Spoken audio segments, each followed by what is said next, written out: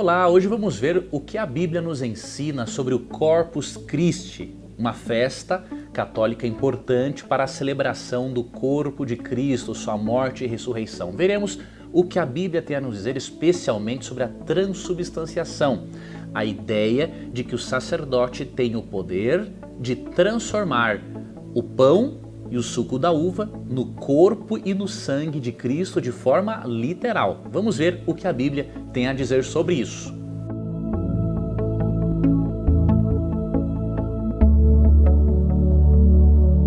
Corpus Christi é uma festa religiosa católica que tem um bom objetivo, um ótimo objetivo, celebrar, não é, o sacrifício de Cristo, o corpo de Cristo, a Eucaristia, não é?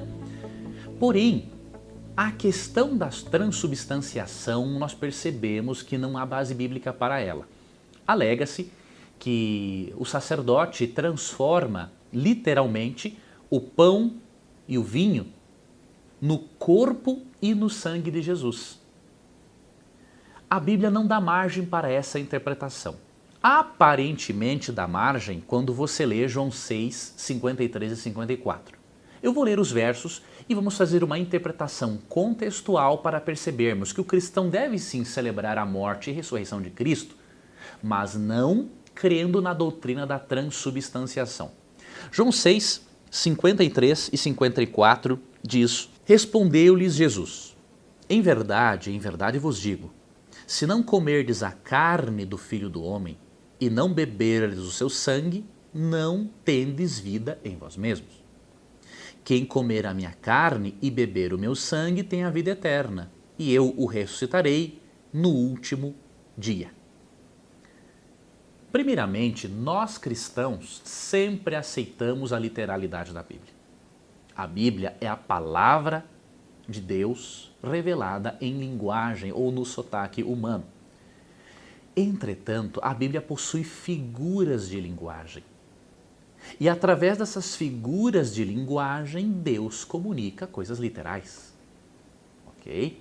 Então não é uma contradição.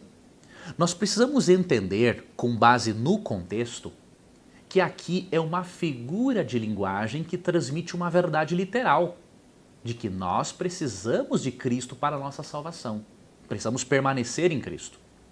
E como que nós mostramos contextualmente que esse texto tem uma figura de linguagem para apresentar uma mensagem literal? Por exemplo, quando você lê aqui João 6, 63, você percebe uma coisa importante. Cristo tira uma ênfase materialista das suas palavras e coloca uma ênfase espiritual. Né? Em João 6,33 ele fala assim: as minhas palavras, as palavras que eu vos tenho dito são espírito e são vida. Então a ênfase não é aqui em algo material, mas em algo espiritual.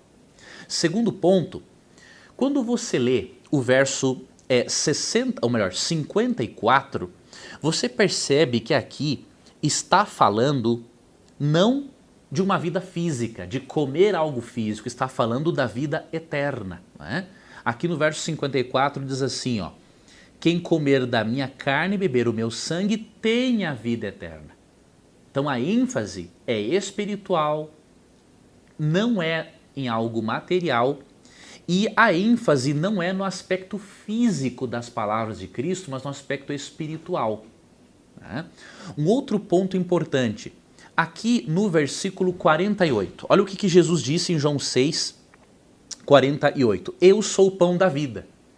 Isso quer dizer que ele é um pão de verdade? Não. Ele está usando uma figura de linguagem para dizer que ele é a fonte do verdadeiro alimento espiritual. Ele é a fonte de vida. Em João 15, Jesus disse: eu sou a videira e vocês são os ramos. Isso não significa que ele é uma videira literal. Ele está dizendo que apenas por meio dele é que os ramos, os seus discípulos, podem ter vida. A seiva espiritual vem do ramo, vem da videira, na verdade, Jesus Cristo. Né?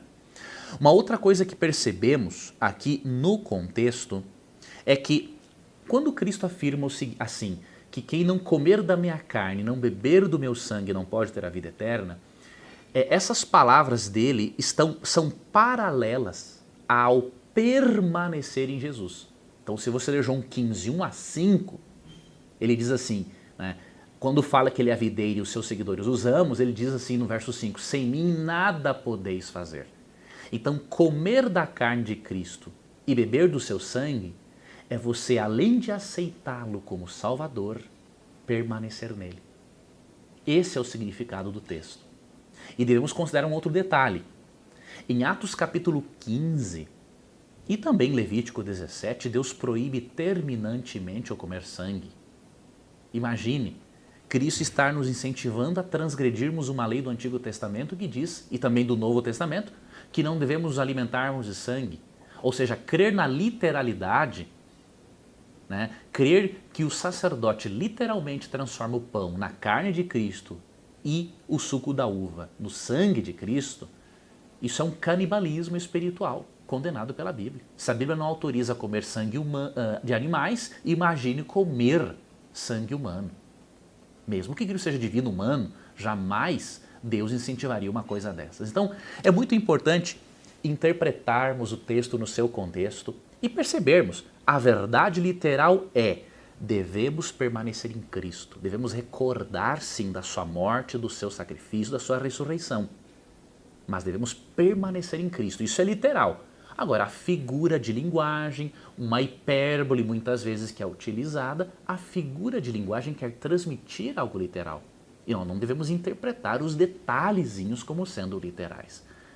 Vá às Escrituras, permita que a Bíblia se autoexplique e você terá uma compreensão cada vez melhor da palavra de Deus. Obrigado a você, meu irmão católico, que está acompanhando este vídeo. Eu espero que tenha sido esclarecedor. Se você não concordou, não tem problema. Nossa amizade continua. Meu desejo é contribuir também para o seu crescimento espiritual. E a você, meu irmão evangélico, espírita, adventista, obrigado, porque você também fez parte, não é, desse nosso estudo de hoje. Tá? Que Deus te abençoe, que Jesus seja o centro da sua vida, que você recorde dele todos os dias e lembre-se, a graça dele é maior que os nossos pecados. Um abraço, até a próxima.